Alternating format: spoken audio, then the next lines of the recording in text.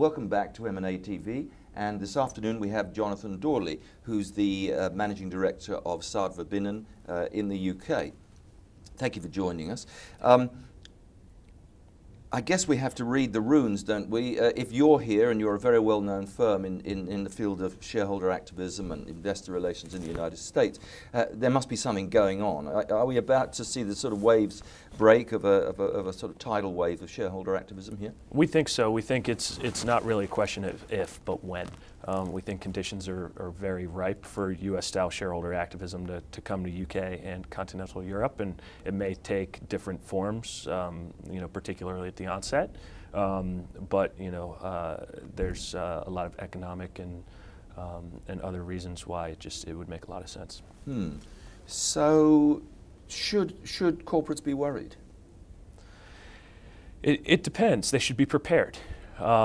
We think that the best defense against activist investors is a groundwork that's laid long before any of them ever show up in the shareholder register. So such things as making sure that your strategic message is very clearly articulated to the marketplace, that you have a very full understanding of shareholder sentiment and you're not surprised by how they feel about your strategy, your operational decisions, your financial decisions, and making sure that investors have access not only to the investor relations officer on a frequent basis, but also to the CEO and CFO as well as independent directors.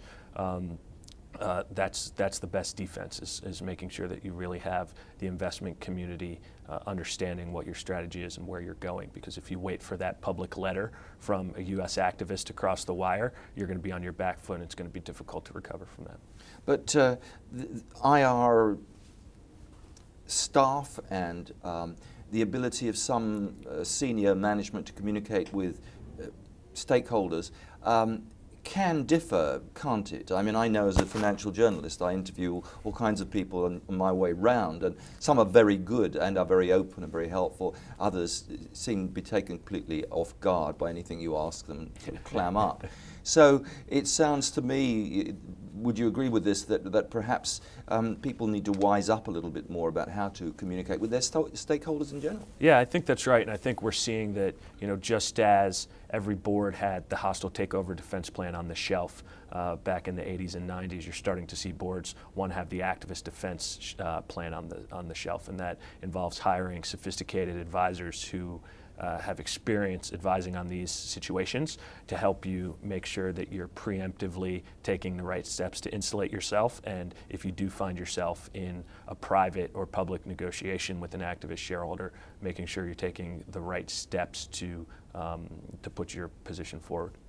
Okay, but just one last question. I mean, if you're preparing your defense in advance, it rather suggests you've got something to defend and that you're not open to new ideas. Is there danger there, do you think? No, I think the reality is no company is perfect, and our experience in the U.S. has shown us that no company is completely insulated from a potential activist attack. So it used to be that if you were over a certain market cap or you were performing relatively well, that you would, you had some sort of automatic defense there and you were off limits. But what we've seen is with companies like Apple that were performing really well, it became a capital allocation issue. So there's a range of operational, financial, and strategic issues that an activist can latch onto, and making sure that you're not only making the right decisions, but you're communicating it to the market. And that doesn't mean you need to agree with the activists, and it certainly doesn't mean you need to follow their agenda, but making sure that the rationale for everything you're doing is well articulated,